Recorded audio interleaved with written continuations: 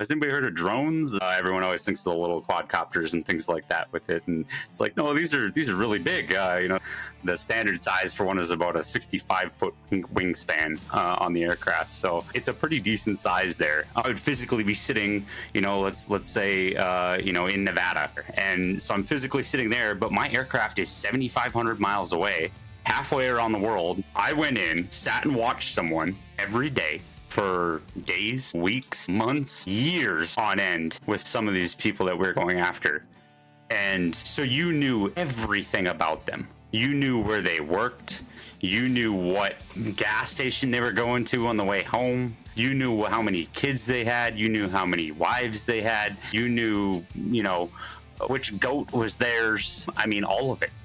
And then all of a sudden, one day you wake up and that person's not there anymore. Hey, Tanner, thank you for joining. I think you have an amazing story.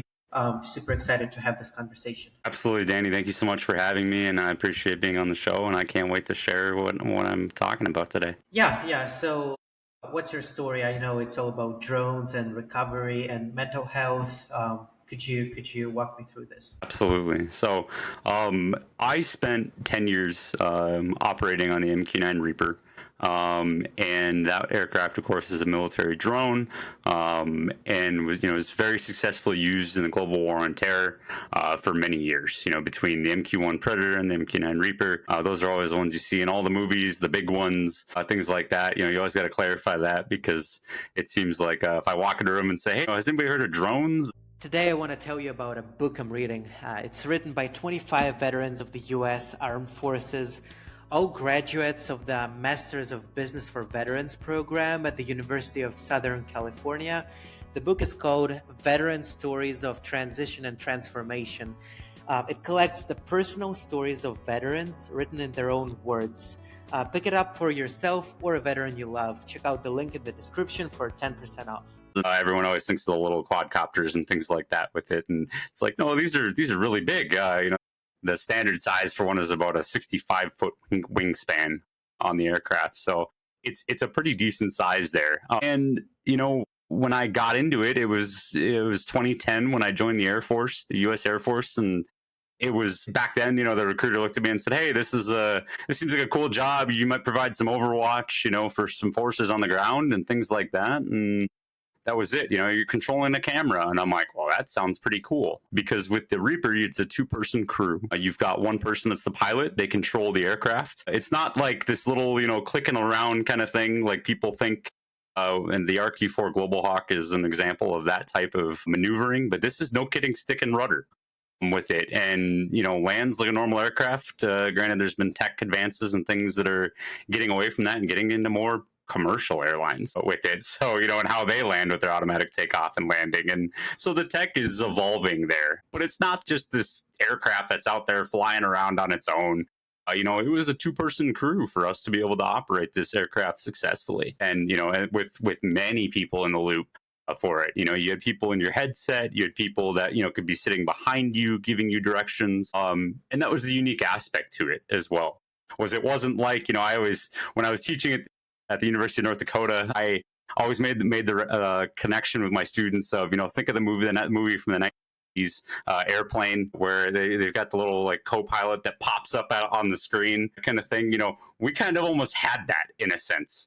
Because when things went bad, you could call somebody and be like, "Hey man, can you come in here real quick and help me troubleshoot this, or help me figure out what's going on, or hey, you just lost an engine last week, like come help me," kind of thing. So there's so many unique aspects to it that people just don't really understand, and why would they? It was the best kept secret for forever, but now people are starting to talk about it more, and that's really where I saw the opportunity to bring into the fold and talk about mental health with it.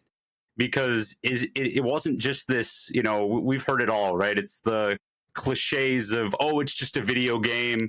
Oh, what you're doing isn't real. All these things. You don't deploy. You're not in real combat. And it's like, man, that couldn't be further from the truth with it. Because my day to day for 4 years was up, put a flight suit on, roll into work, and depending on what unit you worked for and things like that, you would be working maybe an 8-hour shift or a 10 or 12-hour shift. Sometimes they'd push it farther, especially if you're on like a super sensitive target or something like that. They do it what we call seat lock. Essentially, they don't want to put a fresh person in the seat that's got that when the person that's been there for 6 hours has all the intel up here. So they would leave us in there sometimes for longer. And I had one time where I think I stayed an extra 2 hours just prosecuting the target, and because I had all the intel, at that time. So there's this really big human aspect to it that is very overlooked with it, and it really lends itself to a lot of issues that people are now facing that are just very misunderstood. Yeah, we'll definitely dive into that. But just to better understand um, how this process even works, so you operate this drone, this huge thing that carries. Does it carry missiles or Hmm. bombs? Yep, missiles and bombs. It can, depending. So how it worked is I'd be sitting in a Connex box, right, outside of wherever in the States, and I'd be operating there. But my screen and my aircraft that I'm operating, I would physically be sitting, let's say, in Nevada, there, and so I'm physically sitting there, but my aircraft is 7,500 miles away, halfway around the world, as a signal is bounced up and down, off of multiple satellite relays, and then I'm controlling that aircraft that's halfway around the world, and the only thing I have to worry about is a 2-second delay with it within my controls and what was actually happening on the screen. Which that lends itself to its own interesting dynamic when you're trying to fight a delay the whole time. Yeah, that's what I thought. I know this from video games. When you try to Mm-hmm. play with like folks in Europe, you have like a 100 millisecond delay or something. Mm-hmm. Why why don't you then get deployed closer to the place you operate? Because I know with FPV drones, I think operators, especially if we look at war in Ukraine, people actually operate those drones not Mm-hmm. too far away from the place they're controlling it from. So why is it so far away if you have this delay problem? Absolutely. Really, what it comes down to is one, you've got such a large aircraft compared to a small quad that, quads, what do you're launching those and maybe you're getting 20, 30, 40 minutes of runtime out of them. And then they got to come down. Even when you get into class 2 and 3 UAS, those are still, you're looking, yeah, you get into like Scan Eagle type size. Yeah, you can go technically 24 hours with that aircraft, but nobody's really using them that way, right? With it. And the smaller ones, you need to be physically there because one, you're trained to handle everything at that point. Where what I did was I was only trained to do the mission. So like for my entire 8 years in the Air Force, I never was qualified to land the plane. What other aircraft in the world does that happen? It just doesn't. But I was never qualified to land to help land the plane there because we're essentially treated as the co-pilot in that role. Now, when I moved over to working for General Atomics, I got trained up in that aspect, and then I did evaluations on that side, so I got to see that side too. But that's that. And really, getting back to the root of your question with that, the reason is it's so expensive to get those people. Think you got logistics, you got to send people, you've got to cover these shifts, and it's not like hey, all right, go spin up the jet on the ramp and take this thing off, we're on alert. There's no alert status. There was no alert status for us. It was 24/7, 365 operations. I flew more Christmases, Thanksgivings, all the holidays, out there every year. We got one holiday off a year, and every other one you're sitting there with a turkey leg in one hand and a joystick in the other. And you could follow a car or something. So that aspect to it, and all that shuffle of then you get into the logistics of pushing people for travel, and now I got to put these people somewhere. So it's a lot easier. It was a lot easier logistically to keep people stateside, not have to put so much cost on the military and things like that by physically deploying them halfway around the world, and you could still hack the mission at that point. Yeah, so the 2 second delay in signal isn't that great compared to the logistical cost that they would have if you were there. Absolutely, and that's the big thing with it is yeah, the 2 second delay was an issue, but it was one that your brain got trained to. Both on the pilot side and what my position was the sensor operator side. And so you got used to being able to kind of, all right, it was weird. You almost thought 2 seconds ahead with it. And that's what when I was a combat instructor, that's how what I always teach my students, is all right, think 2 seconds ahead, think 2 seconds ahead with it. And that mentality in itself leads into the bigger overarching discussion here of always trying to anticipate what the next move is. And you could have times where all I need is this person to turn left and a weapon is coming off the rail right when he turns left or he or she turns left, and I'm sitting there, and all of a sudden they keep taking rights. That could go on for 8 hours. That could go on for 3 days. There's no telling. We had the classic phrase of the enemy gets a vote. We could have all the planning and all the preparation and going forward, but at the end of the day, if they just wouldn't take that left, I can't reach down and force them. It's not like I can, it's not a touch screen that I can kick the guy and go, hey, go left.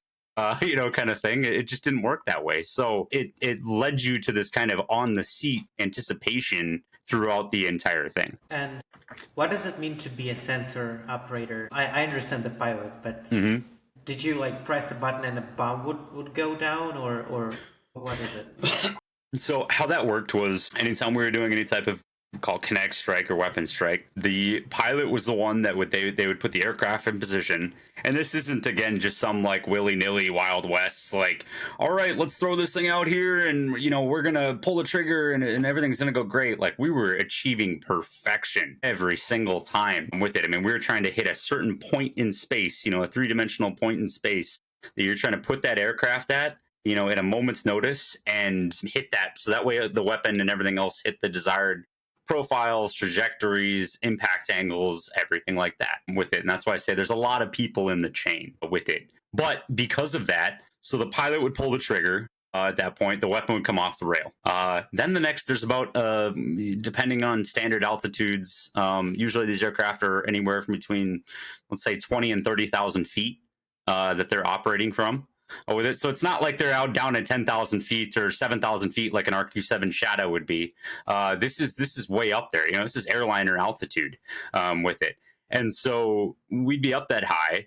The pilot would pull the trigger. It would give us about 30 seconds before the weapon would come off the aircraft and hit the ground. And so during that time, that missile is locked onto a laser that's attached to my crosshairs. Wherever I move this thing, it's then following it around. Kind of thing, with a few exceptions, and of course there's logic and fail safes and all these things in there. But for the most part, wherever I moved, that was going. And we just talked about there's a 2-second delay with this, so now it gets even harder because I got to anticipate for that while having the stress of having a missile in flight and trying to guide that onto a target there. And again, take that back into what I just talked about with that could happen in, somebody could roll in and be like, we need a weapon in 1 minute. And you're like, all right, and you got to be ready to queue everything up, get the missile settings right, get everything booted up correctly, get in position and fire that trigger. Or I go through it, sit there, wait for it, finger on the trigger, ready to go, and then I just sit and wait. And there's no real understanding of is this going to happen right now, or is this going to happen 8 hours from now? Or the worst, and this brings into the moral injury piece that gets tied in with this, is you could sit on a target for 8 hours and then turn around and the next person on the shift could come in, tap you out, you dip out, and go home. And then 15 minutes into the shift, the next guy takes the shot. And so there's this moral obligacy to it that you're like, that was my shot. I did the work. I, feel responsible for doing that. And then somebody comes in and scoops it up underneath you, kind of thing. And while there's of course pride piece to that, there was a psyche piece to that was just never addressed with it across the board. Of just what that did to your psyche to not be able to close that loop and go, okay, I did a good job, kind of thing. Yeah, well, I'm gonna be honest. This sounds very exciting. Obviously, you know more than anyone else the other story of it with PTSD and all of the negative things, but on the surface level, man, this is a young boy's dream to do that. So how do you even become a drone operator? So you joined the Air Force. Did you sign a contract specifically to be that, or did Hmm. they just put you into that position because of your skills? No, it was purely I had prior family in the military, and so they kind of knew how the process worked. And you go in and they say, all right, put your three skills or three things that you want on the paper. I had a family member go, you only have to put one, you don't need to put more than that. And the job and the sensor operator, especially back then, and I mean still is, but more so back then, was very high demand. They were needing to fill those slots because they were ramping up the overall numbers and everything else in the career field for how many aircraft they were trying to operate, especially around the 2010 to 2014 timeframe with it. So it made it difficult because you would go through and so you could just pick what this job, and it was just all right, go. But there was so little information out there on it. And like I said, right, or it could be like, well, you're going to control a camera. And I'm like, okay, that sounds kind of cool. Like, I'm 18 years old, like I was at the time. And I was like, that's sweet. Like, let's go do that. Why not? And then I think it was, I went in and signed up for it and went through the training and went through a ton of academic training, went through a ton of hands-on simulator training, flight training for it. It was about 6 months of training, and before you actually get to your first combat unit there. And then once you get there, it could be 3-4 years. Usually at that unit was a typical rotation for us before you'd go to either a different unit or go teach at like the schoolhouse for the military or something like that, because obviously they wanted their fresh combat instructors to then turn around and go teach at the schoolhouse, which was great, but it was just the schedules were terrible. I mean, we were on shift work 20, and then it was 7-week rotations for us. They tried a million things over the years. They tried so many different ways to do the training and ways to do this, because they're having to cover for 365 days 24/7. So how do you really do that, and not have it impact the people that are doing the operations there? And I can tell you, it doesn't mix well. So there was a lot of issues with that, because you were constantly moving around, constantly changing shifts, and then you'd go to a different base or different unit, and they would have a different construct with how they did it, and how they did their training, and it was always just centered around this 24/7 operation no matter what. And so it drove you to pick up terrible coping skills. It drove you to just be, I mean, I fought insomnia for an entire year, where I was running on about 2 hours of sleep going in, and flying 6 to 8 hours, we call in the box, every night, and that was years on end. And so just the toll of that alone was incredible, because of just what it did to your body with constantly having to cycle through those shifts over and over and over again. You know what this reminds me of? A little bit. It's almost like being a sniper. Like you're Hmm. far away from your target. They don't even know you exist. You Hmm. you pull the trigger and they're dead. And you carry that responsibility. And there is also, a delay there because the Hmm. bullet has to fly and you have to calculate all that stuff. So that reminds me of that. And I've heard some mental challenges that come with that. And I believe it, I imagine it can be similar to what you've experienced. Even though you weren't that close, it was Hmm. still very, very much real, plus all of the pressure that comes with the schedule. So what do you think about this comparison? Is it fair to compare these two? I think it's a great comparison, honestly, and actually not one that's hasn't been made before. There's a Marine colonel that I'm pretty close with, named Wayne Phelps, that wrote a book on killing remotely, and he makes that exact connection in that book there, and it's incredible. When you're talking about that, and because here's the other piece to this that we're talking about with the morality piece of this wasn't just, hey, I went in, dropped a bomb or shot a missile and dipped out. This was, I went in, sat and watched someone every day for days, weeks, months, years on end with some of these people that we're going after. And so you knew everything about them. You knew where they worked. You knew what gas station they were going to on the way home. You knew how many kids they had. You knew how many wives they had. You knew, which goat was theirs. I mean, all of it. And then all of a sudden one day you wake up and that person's not there anymore. As weird of a twist of, logic there, it takes a piece from you, with it. And it's one of those that you struggle with because, again, you feel responsible. You feel this, oh, I need to, deal with this, or I need to, this is, my target, that kind of thing. And then all of a sudden, you roll in and now they're not there anymore, kind of thing. Or, God forbid, you have to watch something bad happen, because it wasn't always just, everyone likes to paint the picture and things like that. And oh my gosh, drones are so bad. And it's like, you don't understand the things that people would do to their own people that we watched through there was horrific. And here's the problem with it all, is it was all recorded. So it wasn't like, oh, I had to just watch this one time in a live debrief and then I'm good and go home and all right, I can log that away. No, that video came up 30, 40, 50, 100 more times over the course of however long. Because there's times where you'd have to go in and maybe you have to validate some tactics. And so you got to figure out exactly, was the tactic we're using good enough at killing people? And so that part to it is just, that's the part that I think a lot of people really truly don't understand. Is this wasn't just some, was there boring days, and there's days that I stared at the top of a mud hut for 8 hours a night every single night and nothing moved and nothing happened, and it was just like, all right, and you're fighting exhaustion, you're fighting being tired. Absolutely, which adds its own little layer in there of this whole thing. But that was the biggest aspect to it, was you were constantly exposed to it, and we already recognize things like, 911 operators, or, God forbid, the people that have to, scrub things online, with like Facebook and things like that, and having to go through content and see some of this horrendous things that people try to post.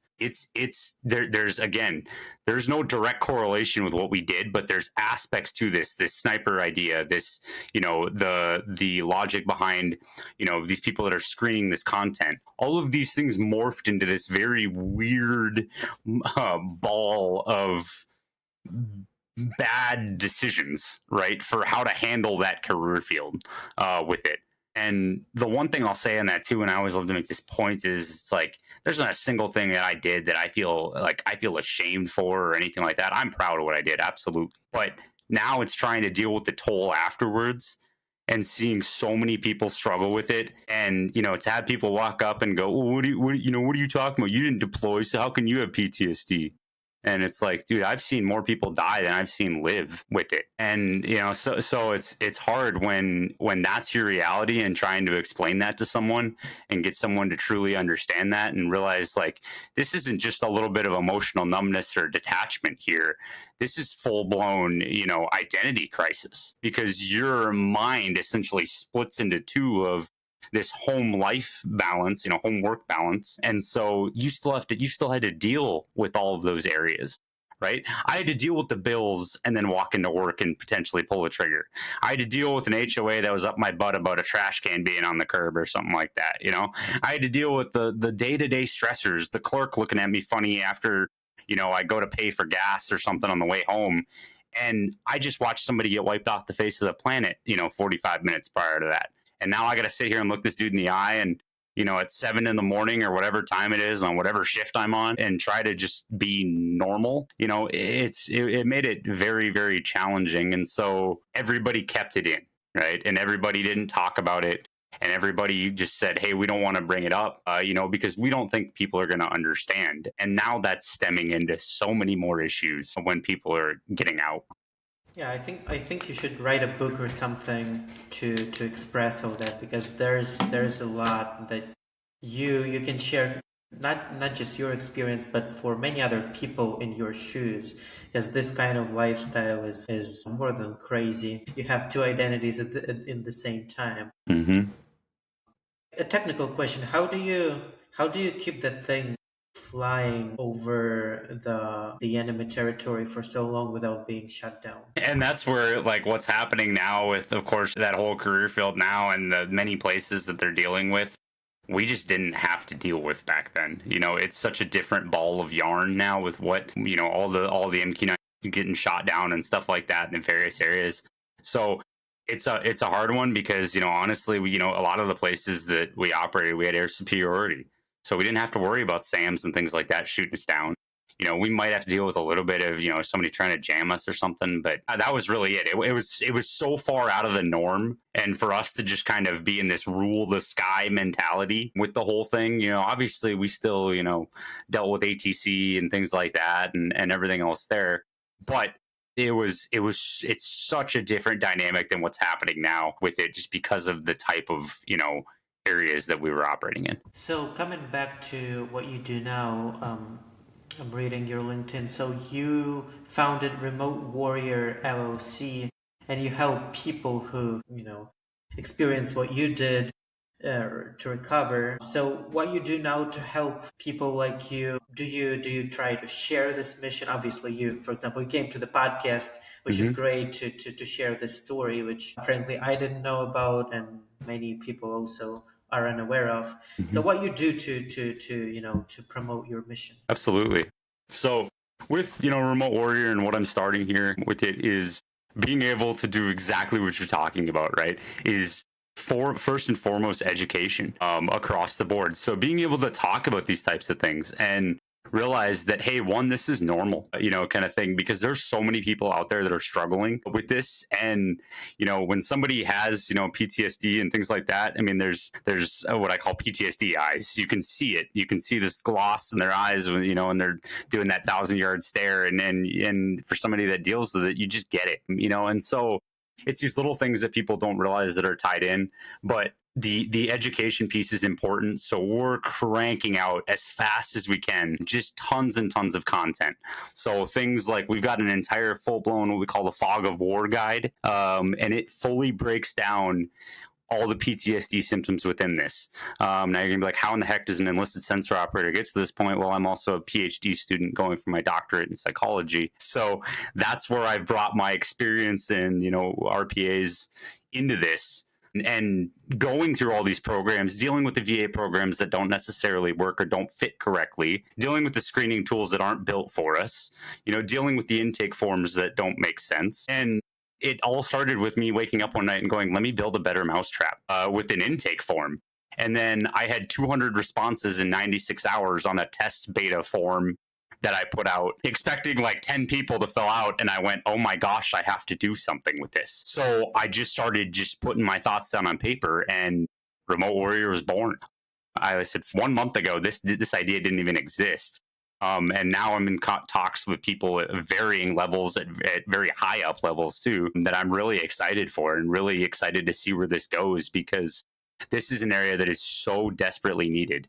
So we have guides for just general information, the unique stressors of complex trauma and complex PTSD, which ones are specific to, RPA operators. We've got PTSD spouse guides for if there's, spouses that are struggling with somebody that might have, that was in the drone career field and now deals with mental health issues. We've got an entire screening tool, like I said, that I created and have got over 200 responses on for it. And, I can tell you right now off the top of my head, one of the biggest numbers on there is 80% of the career field will not go see help because they don't think the public understands or will validate what they've been through. And unfortunately, right now, with the system the way it is, that is 100% accurate. Because I can't tell you the amount of times that I've walked out of a doctor's office and been like, great, just tried to get shoved into that round hole again. The square peg round hole thing. And it's like, it just doesn't work. And it's at no fault of anyone within these programs. It's just there's a complete lack of understanding and education. And so I'm hoping to be able to bring that in and, educate veteran service organizations, educate the veteran affairs, educate the general public, just like this, all right, and bring these issues to light, because these are extremely serious and there's so little support right now that we're going to see a horrendous trend in the near future of these operators dying. And it's not because of anything. It's going to be all self-inflicted, unfortunately, because it's going to lead to insanely high suicide rates within this community. And that's just something that, for me, I can't sit here and wait for a system to catch up.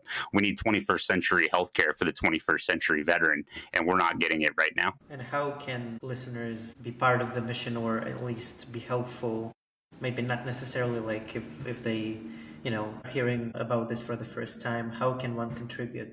Absolutely. So we've got a website in the works right now that should be up in the next week to 2 weeks, and that's going to be a powerhouse of information from there. And I'll get you that link as well for it.